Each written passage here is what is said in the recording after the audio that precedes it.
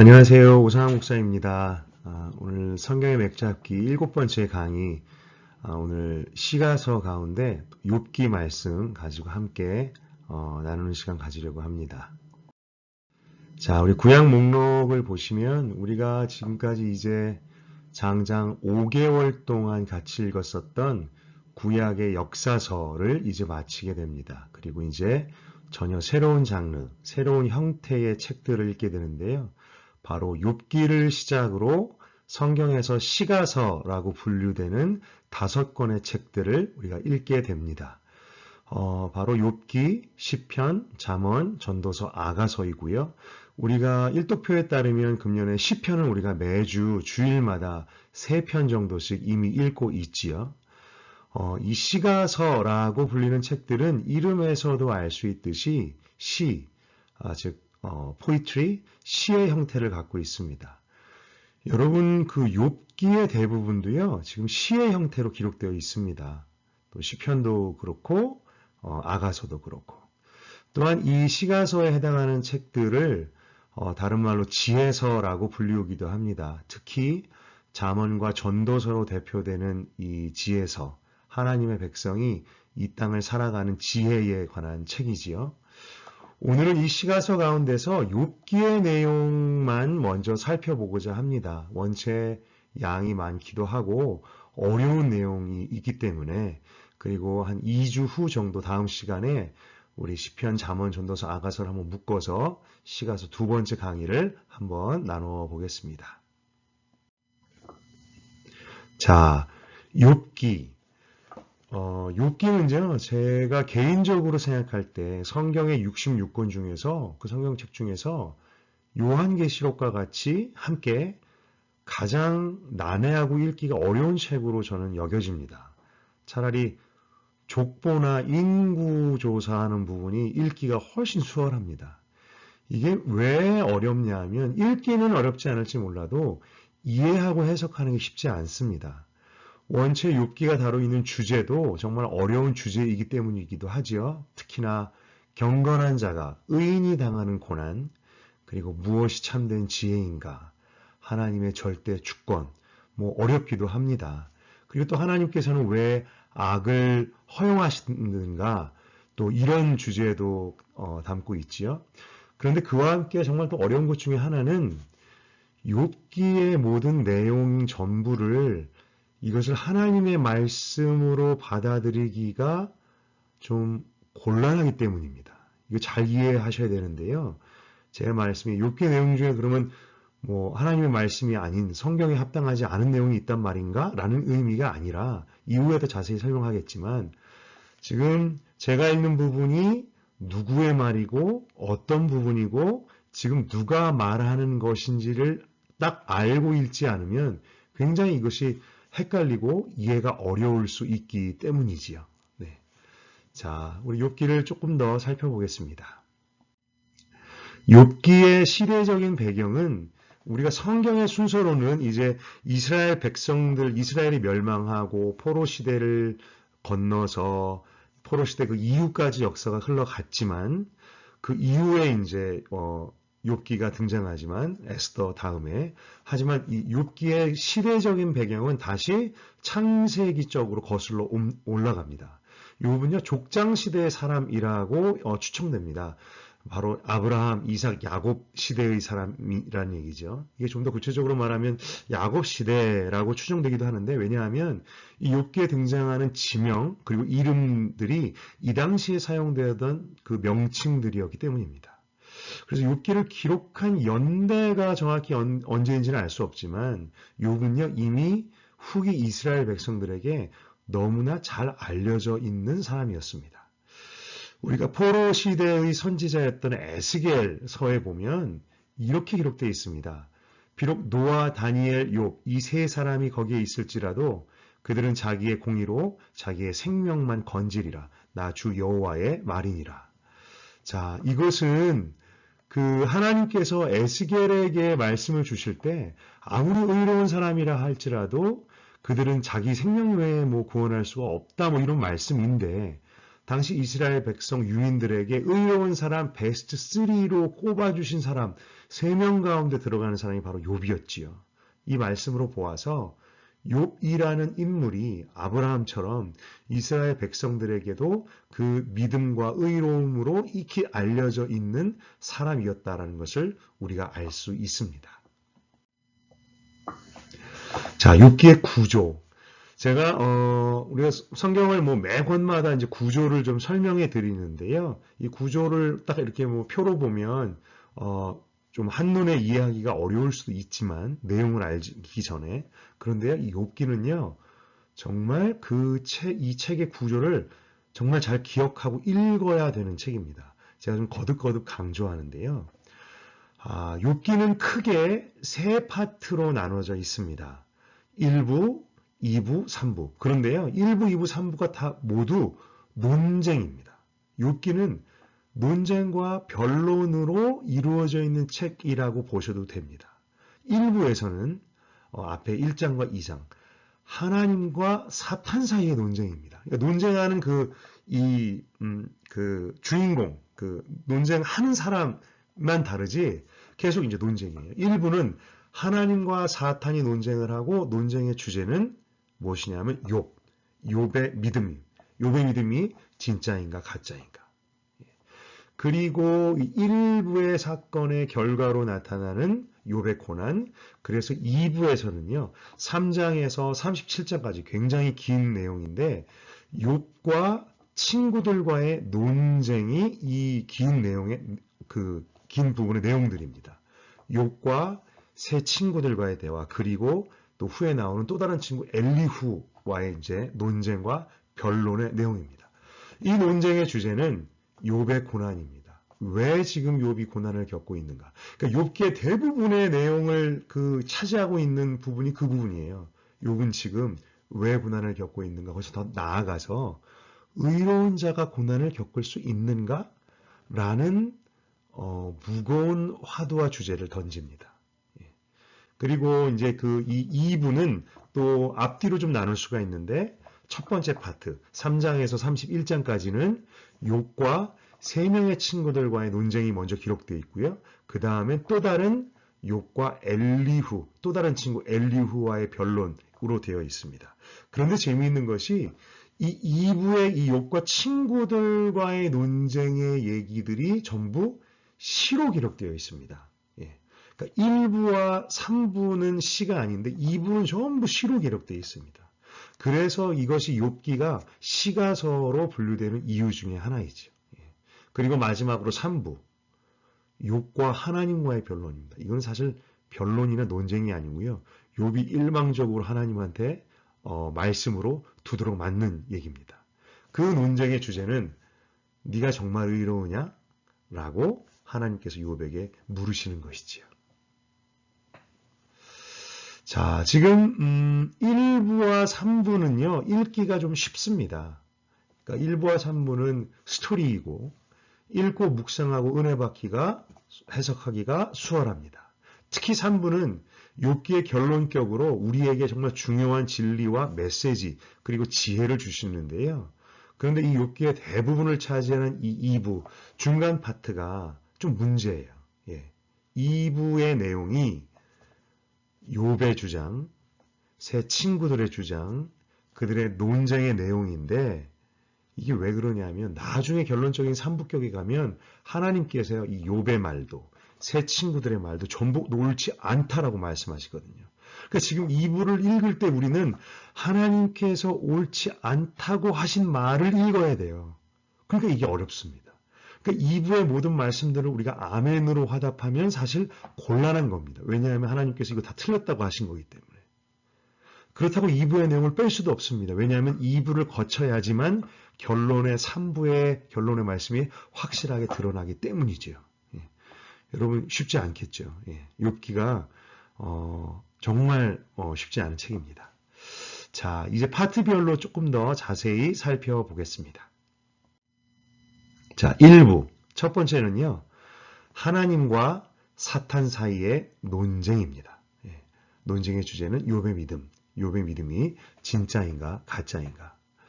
자, 처음에 욥기의 이 서론격으로 배경을 설명합니다. 우스 땅에 욥이라고 불리는 사람이 있었는데 그 사람은 온전하고 정직하여 하나님을 경외하며 악에서 떠난 자더라.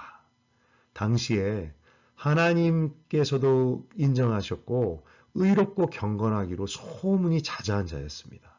부자였고 동방에서 가장 훌륭한 자라고 했습니다. 자녀도 많고 소유물도 많고 부족할 것이 없고 믿음도 좋고.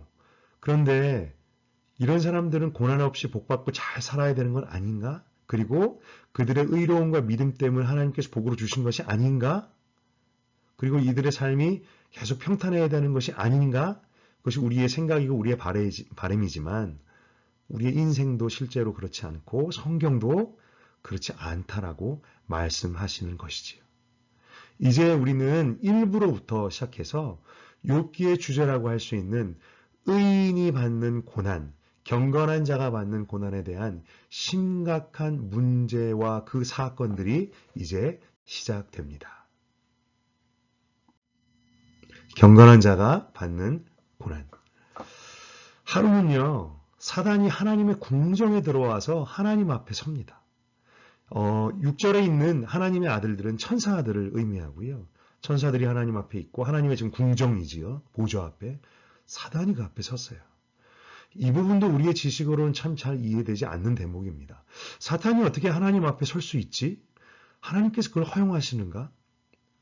여러분, 그런데 욥기의 제일 마지막에 결론 부분에서 우리에게 주실 말씀 중에 하나가 미리 말씀드리면 이것입니다. 인간의 지혜로 하나님을 다 판단할 수가 없다라는 것입니다. 인간의 지혜로 하나님을 이를 다 알 수 없다는 것인데요. 그 충돌점이 1장부터 나오는 것이지요.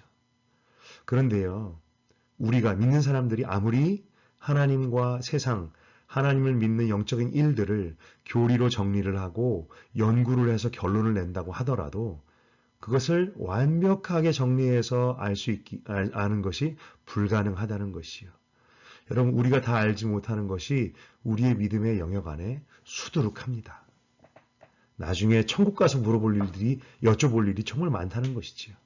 그런데 9절에 보니 사탄이요, 원래 그 이름의 뜻대로, 원래 그 이름의 뜻, 고소자, 대적자, 하나님 앞에서 욥을 대적하여 고소합니다.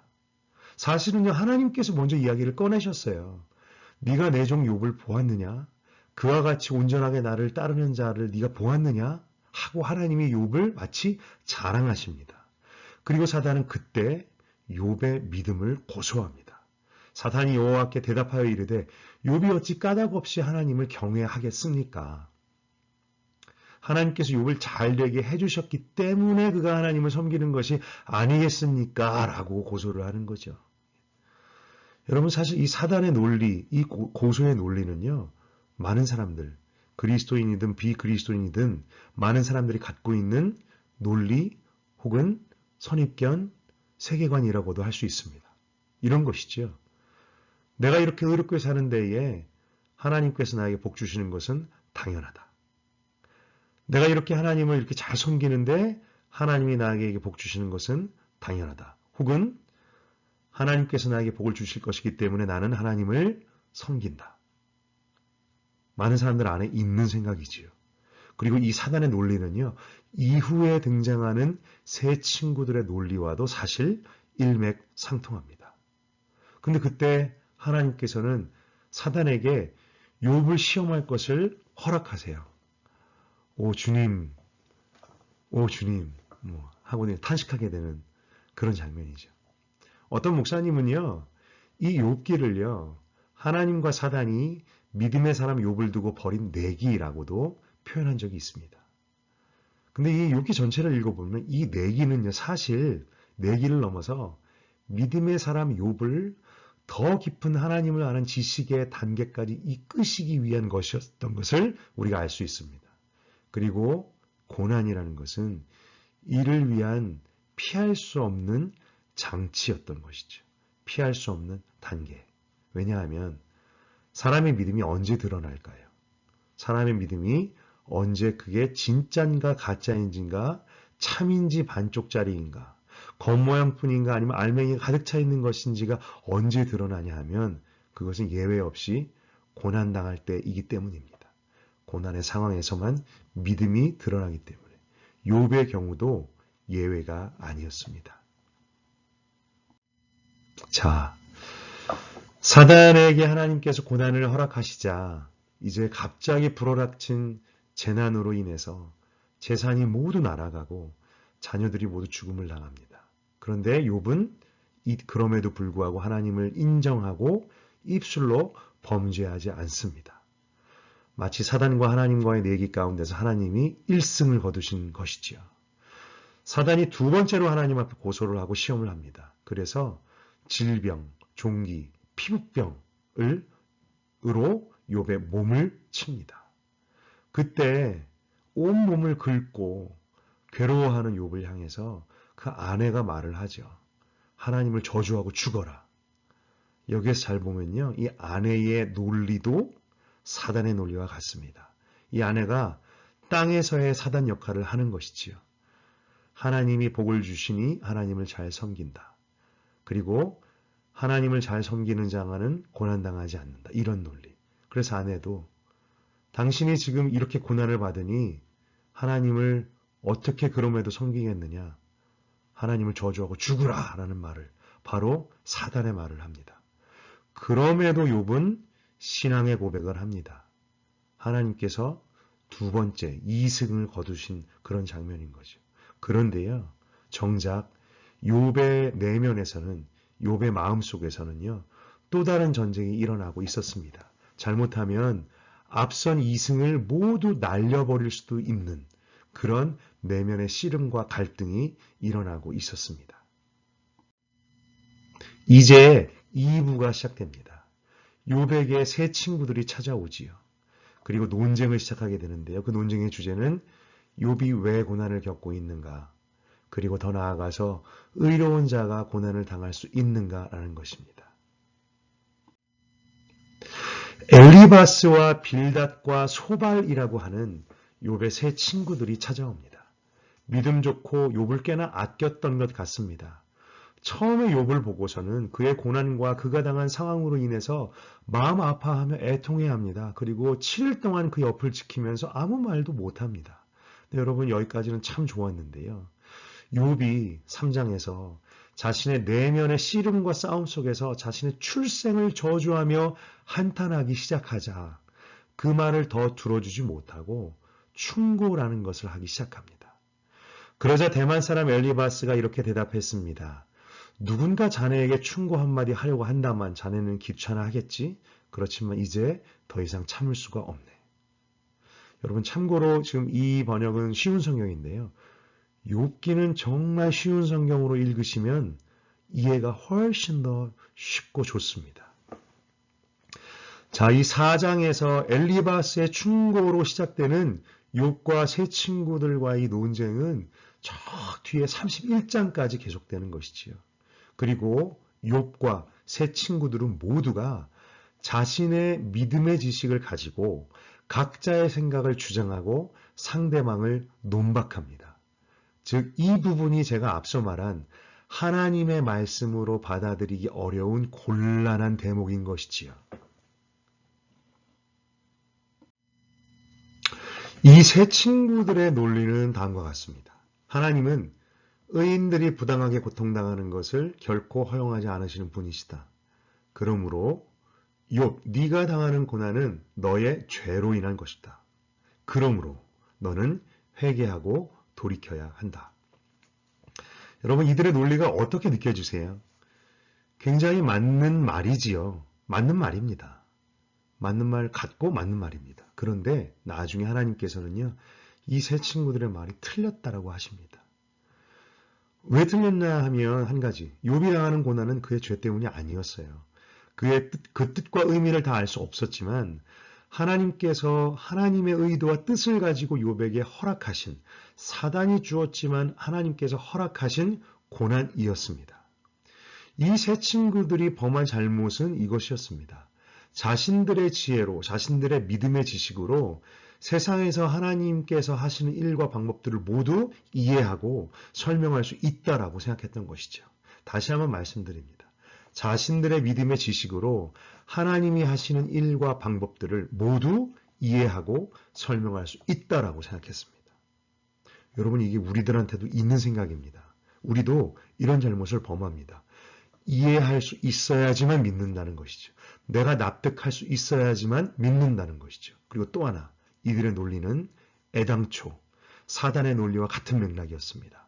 의로운 자는 반드시 복받는다. 이게 성경 안에서 말씀하고 있는 분명한 말씀하고 있는 부분이기도 하지만 우리 삶의 모든 부분에 설명할 수 있는 모든 부분에 딱 그대로 적용할 수 있는 것은 아닙니다.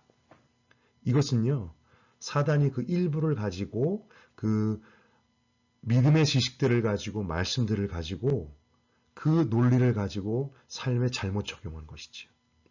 이 세 친구들이 했던 행동이요, 땅에서의 사단 2, 3, 4였습니다. 땅에서의 사단 1은 누구였죠? 바로 아까 욥의 아내였습니다. 믿음의 말로 그 친구들을 판단하고 그 친구를 판단하고 고통 가운데 있는 그의 친구를 위로하기는커녕 오히려 율법, 말씀들을 가지고 그를 상하게 하는 것. 여러분 또한 정말 우리들이 믿는 사람들이 이 행동을 얼마나 많이 하는지 모릅니다. 믿음의 말과 믿음의 지식으로 다른 고통 가운데 있는 지체들을 상하게 하는 것, 그리고 그들의 영혼을 말로 죽이는 것. 예를 들어서 이런 것이지요. 병이나 고통사고로 입원해 있는 교우들에게, 이웃에게, 친구들에게, 친지에게 찾아가서 처음에는 새 친구처럼 잠잠히 있어요. 듣고 보여. 근데 꼭 나중에는 이런 말을 합니다. 뭐 회개해야 될 것 없나 잘 생각해봐 라든가 식구 중에 누가 교회 안 나가서 그래 라든가 이런 말을 꼭 합니다.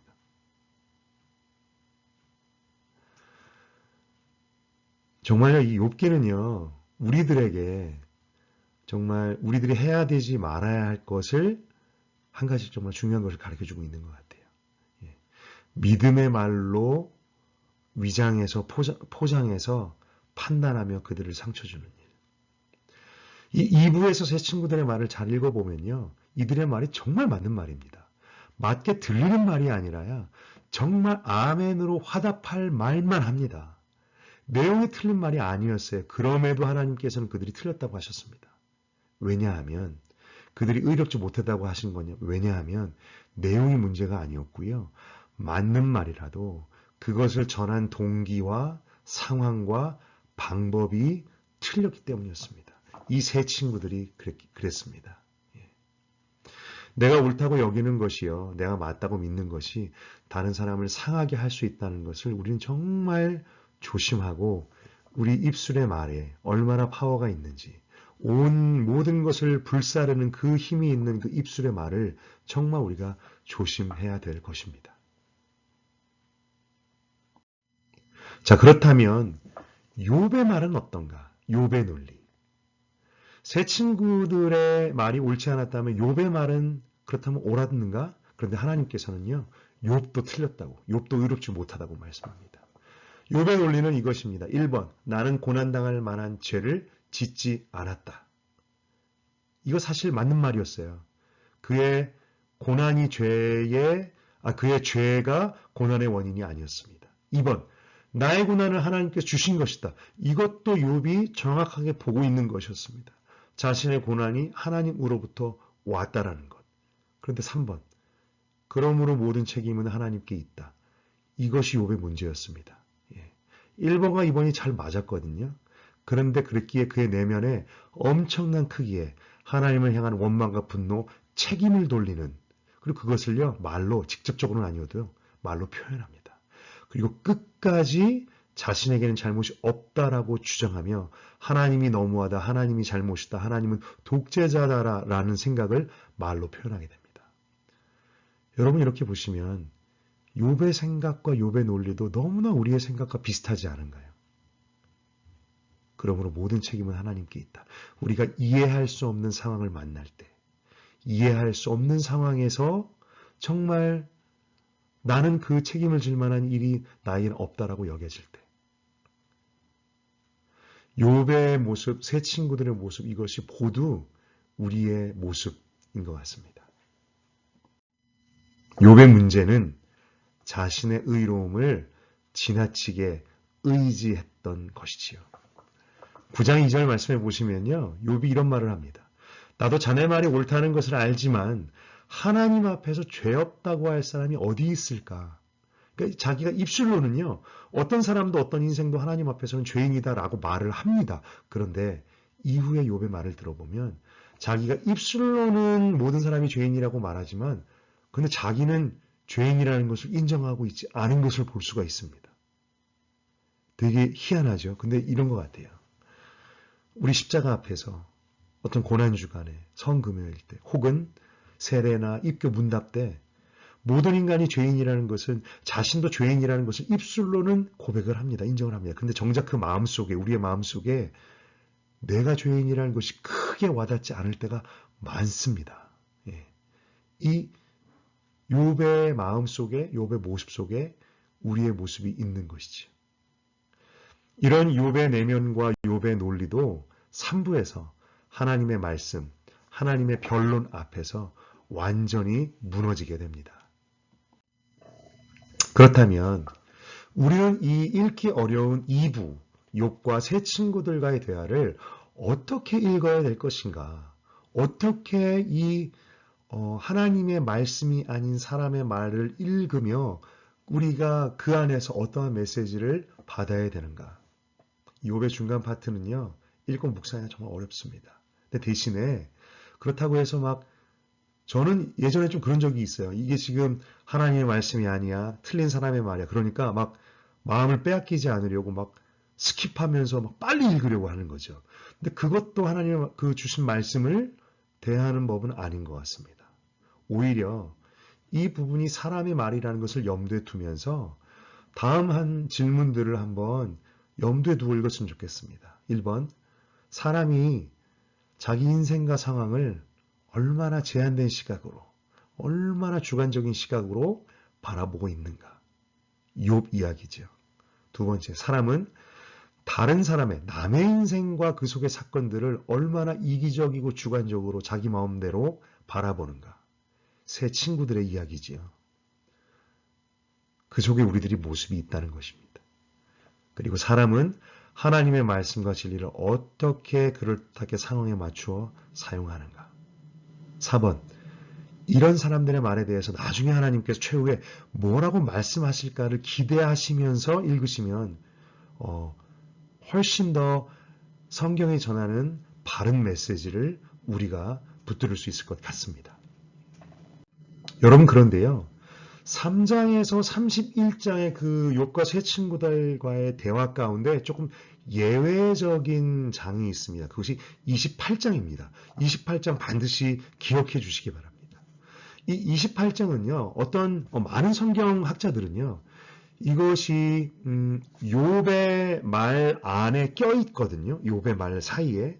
그래서 전통적으로 욥이 한 말이라고 보기도 했었는데 이게 욥이 아닌 3자, 저자의 기록이라고 보는 학자들도 많이 있습니다. 왜냐하면요. 이 28장만 유독 욥이 계속해서 주장하던 자신의 의로움의 이야기랑은 좀 다른 이야기를 하고 있어요. 오히려 욥기의 주제라고도 할 수 있는 그 메시지가 28장에 담겨 있습니다. 이런 이야기를 합니다. 12절과 13절. 그러나 지혜는 어디서 얻으며 명철이 있는 곳은 어디인고 그 길을 사람이 알지 못하나니 사람 사는 땅에서는 찾을 수가 없구나. 그리고 이런 얘기를 하면서 마지막에 또 사람에게 말씀하셨도다. 보라, 주를 경외함이 지혜요 악을 떠남이 명철이니라. 주님을 경외하는 것이 지혜다. 이것이요. 욥기 안에 있는 핵심 메시지입니다. 여러분 그래서 28장은요. 딱 오시면 마음 좀 놓으셔도 돼요. 아멘으로 화답할 받을 준비하고 읽으셔도 됩니다. 욥기 주제가 담겨있는 장이라고 할 수 있습니다. 자, 28장 후에 욥의 마지막 자신의 말을 지나면 또 다른 친구인 엘리후가 나와서 32장에서 37장에까지 자신의 말을 펼치는데요. 이 엘리후는 다른 이들보다 연배가 좀 아래였던 것 같습니다. 그래서 자신이 말을 하지 못하고 듣기만 했다고 합니다. 근데 지금까지 듣기만 하다가 이제 이 엘리후도 막 들어줄 수가 없어서 자기의 말을 하는데요. 이 엘리후의 말에 오면 조금 여러분들이 또 마음을 놓고 읽으셔도 됩니다. 왜냐하면 이 엘리후의 말은 하나님께서 틀렸다라고 지적하지 않으세요. 그리고 욥이 왜 틀렸느냐, 세 친구들의 주장이 왜 틀렸는지를 모두 주장합니다. 그러니까 굉장히 하나님께서 하나님의 시각으로 지적하시는 것을 엘리후가 대변한 듯한 느낌이죠. 그래서 엘리후의 또 변론의 말씀은 또 여러분이 또 잘 또 읽으면서 또 받으셔도 좋겠습니다. 자, 이제 그리고 마지막으로 엘리후의 변론이 끝나면 38장에서 짜잔, 하나님께서 등장하십니다.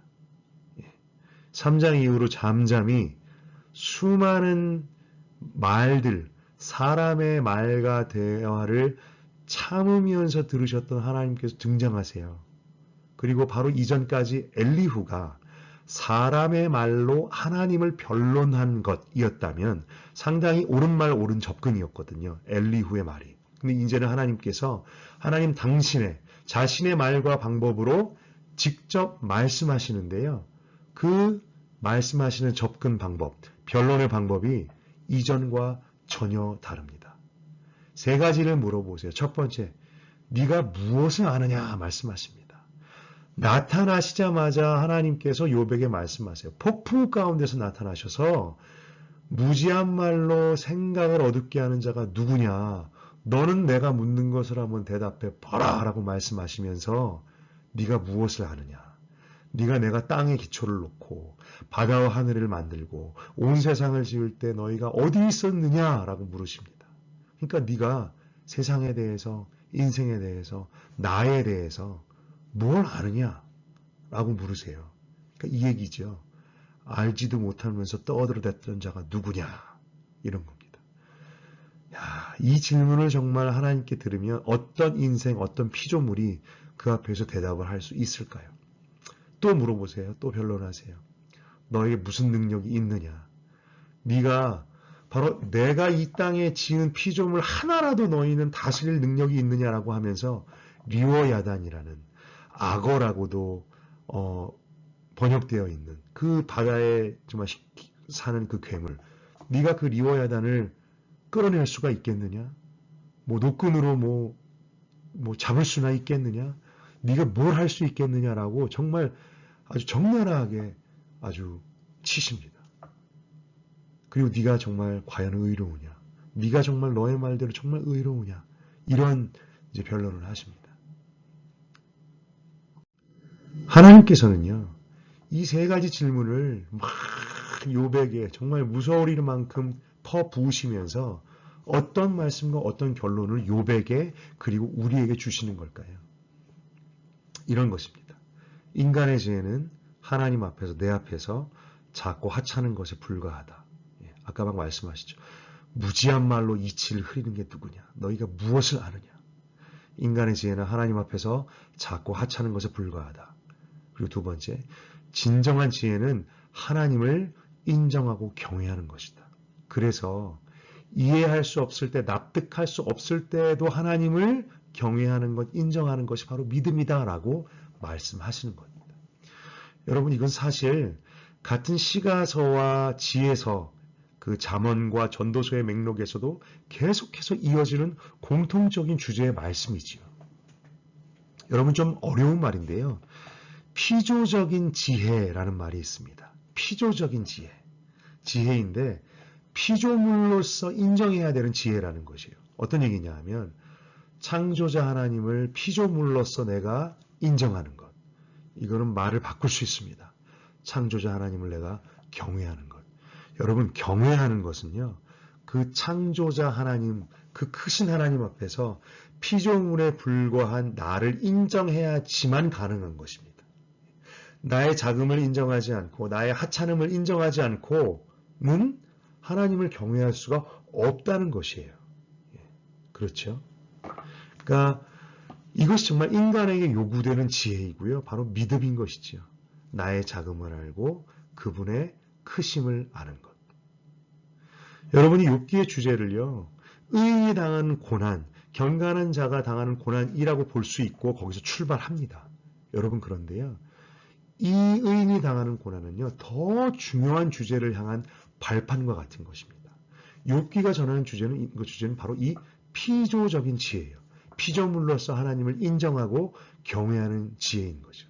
그래서 이 욥기의 저자 하나님께서는 성령님께서는 성경을 읽는 우리들에게 결국은 이 질문을 던지십니다. 무엇이냐 하면 믿음으로 인해서 우리가 즉각적으로 혜택을 얻을 수 없어도 하나님을 믿고 따르겠느냐?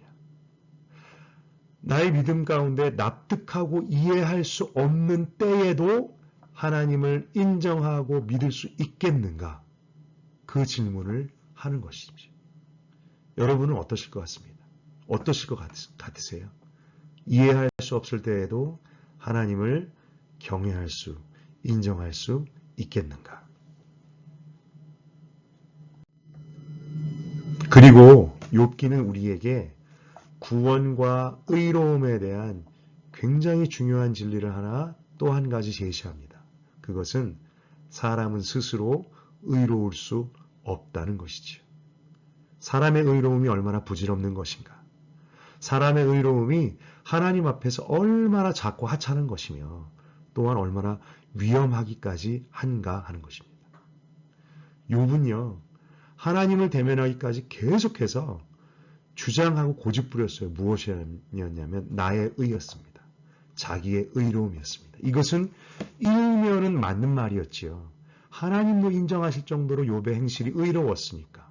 아마도 오늘날의 많은 그리스도인들 누구도 따라갈 수 없을 정도의 믿음, 행실, 말씀을 지키고 하나님을 예배하고 따르고 섬기고 등등 분명히 그의 삶과 행실에는 흠이 없고 그의 믿음에 흠이 없을 정도였을 것입니다. 그래서 욥은요. 자기가 그렇게 자기의 의로움을 주장했어요. 그래서 이유 없는 고난에 대한 억울함을 토로했죠. 그러다 보니 모든 책임을 하나님께 돌릴 수밖에 없었습니다. 그런데 하나님은 이런 욥에게 말씀하세요. 네가 나의 공의를 부인하려느냐? 너의 의를 세우려고 나를 악하다고 하겠느냐? 이런 말씀이죠. 네가 그렇게 너의 의로움을 증명하고 억울함을 토로한다면 그것이 나를 지금 악하다고 하는 것이 아니냐? 이유 없이 너에게 고난을 준 나를 악하다고 하는 것이 아니냐? 그러니까 너가 지금 너 자신의 의를 세우려고 하나님이 나의 의를 부인하는 것이냐? 라고 물으십니다. 또 말씀하세요. 9절에서 10절. 네가 하나님처럼 나처럼 능력이 있느냐? 하나님처럼 천둥소리를 내겠느냐? 너는 위엄과 존귀로 단장하며 영광과 영화를 입을지니라. 그러니까 이런 말씀이죠. 네가 나처럼 능력이 있느냐? 나처럼 위엄과 존귀와 영광을 가지고 있느냐? 그렇다면 나는 너의 오른손이 너를 구원할 수 있다고 내가 인정해 주마. 이 말씀입니다. 근데 너의 의로움이 너를 구원할 수 있느냐? 요만큼이라도 너 자신을 구원할 수 있느냐라고 하나님이 지금 욥에게 따지시고 물으시는 것이죠. 여러분 이것은요. 이 욥기의 저자가 또한 하나님께서 수천 년이 지난 우리들에게도 따지시고 질문하시는 것 같습니다. 사람의 의로움이 완벽할 수 없다는 것을 우리가 알 수 있어요. 알고 있어요. 그런데 설령 완벽에 가까울 정도로 의로운 사람이 있다고 하더라도 그 의로움의 정도와 크기가 하나님 앞에서 어떤 크기일까요? 얼마나 선하고 깨끗할까요? 그럼에도 불구하고 우리는 나 자신의 의로움을 내려놓지 못하고 포기하지 못하는 것 같습니다. 이런 것 같아요. 내가 정말 그렇게까지 의롭지는 않지만 또 난 그렇게까지 죄인도 아니야 라는 생각. 혹은 주님을 믿은 다음에도 내 자신의 의로움을 차곡차곡 쌓아야 하나님께 더 가까이 갈 수 있다는 생각. 이것도 다 같은 맥락입니다. 사람이 만드는 의, 사람의 의라는 것이죠.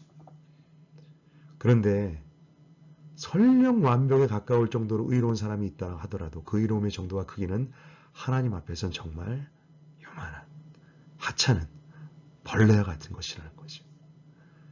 한번 수치로 들어보면 이런 것 같습니다. 어떤 사람의 의로움은 10점짜리입니다. 어떤 사람의 의로움은 20점짜리입니다.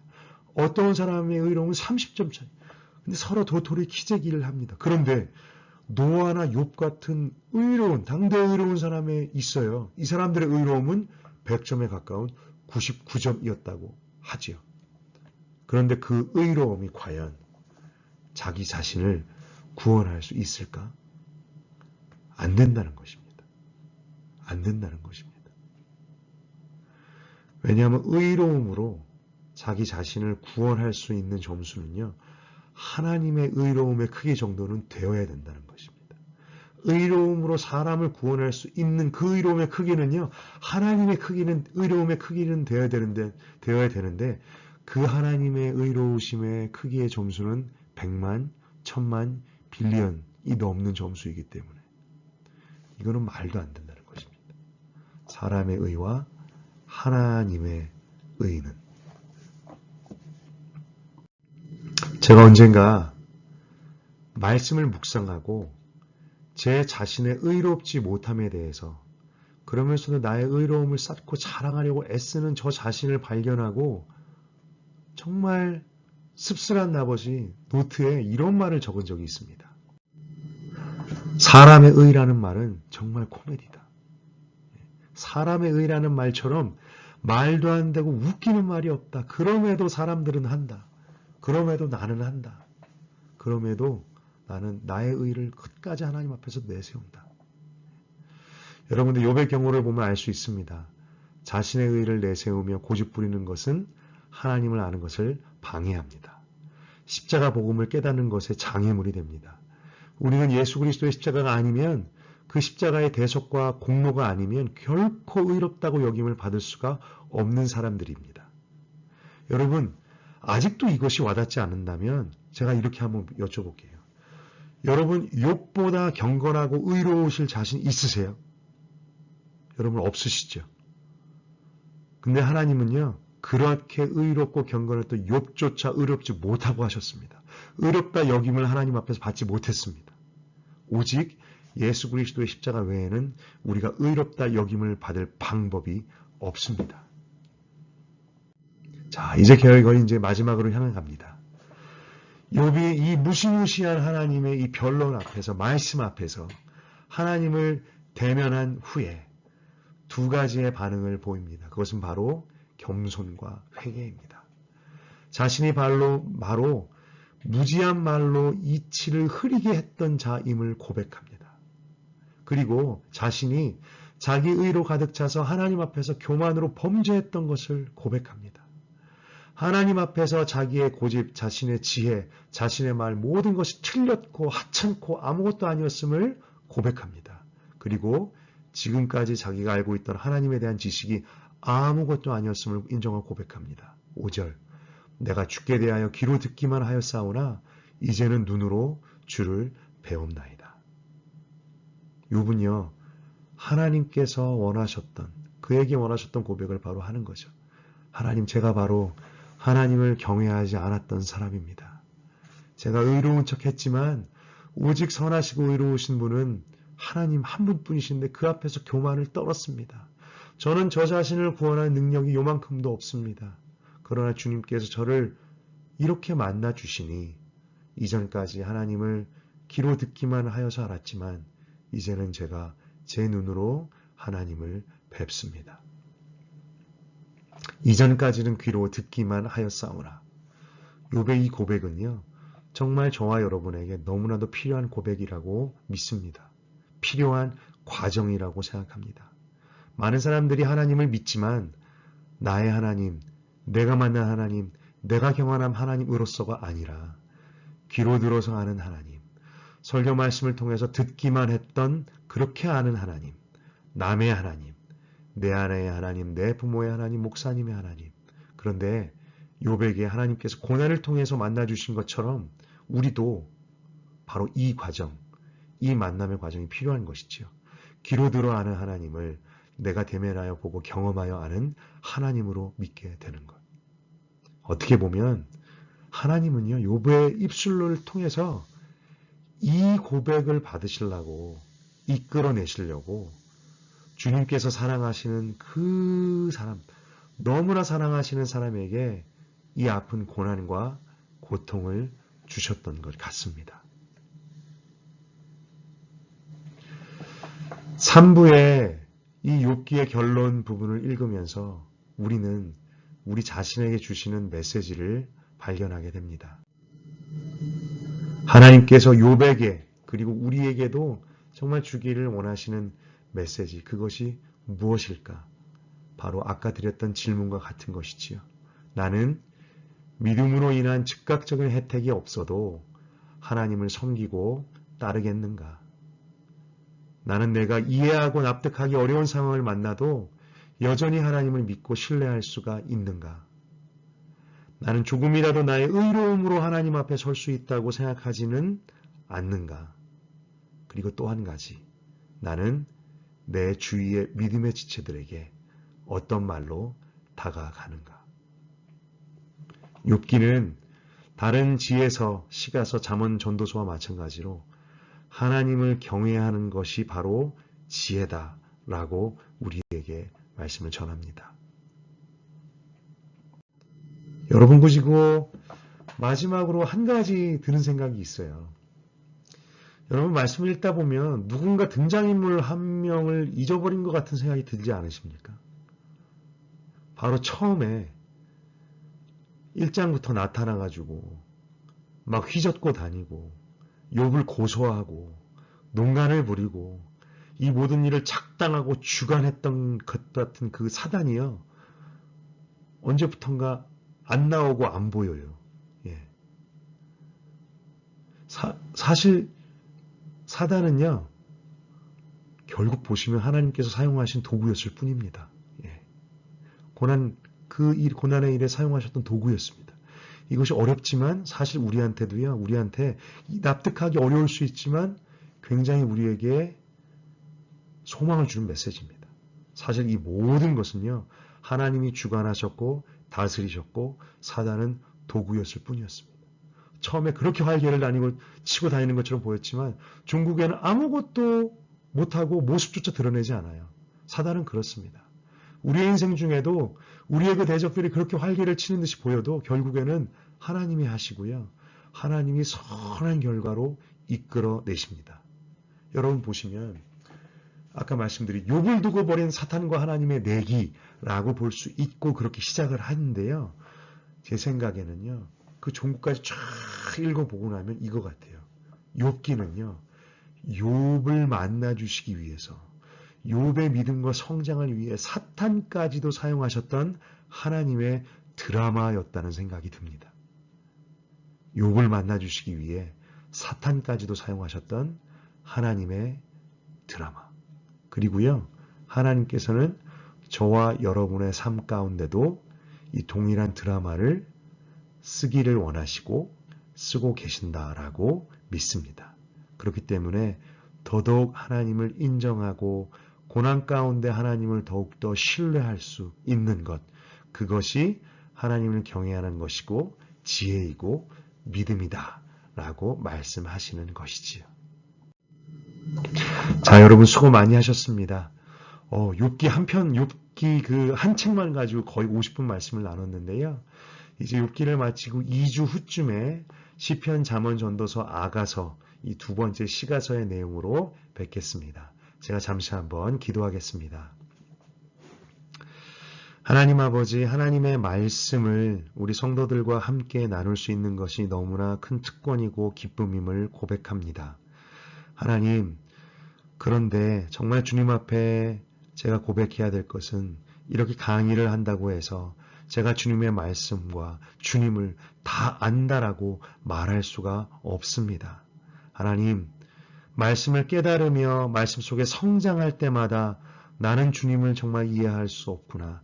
나는 주님의 말씀을 정말 다 깊이 알 수 없구나라고 인정할 수 있도록 하시고, 그럼에도 불구하고 정말 선하시고 의로우셔서 우리가 신뢰할 만한 그 하나님을 어떤 상황에서도 신뢰할 수 있는 우리들 될 수 있도록 하나님 그 은혜 베풀어 주시옵소서. 이해하기 어려운 책, 읽기 어려운 책이지만 이 욥기 가운데서 정말 깊은 주님이 주시는 메시지를 함께 발견할 수 있도록 성령님 도와주시옵소서. 예수님의 이름으로 기도드렸습니다. 아멘.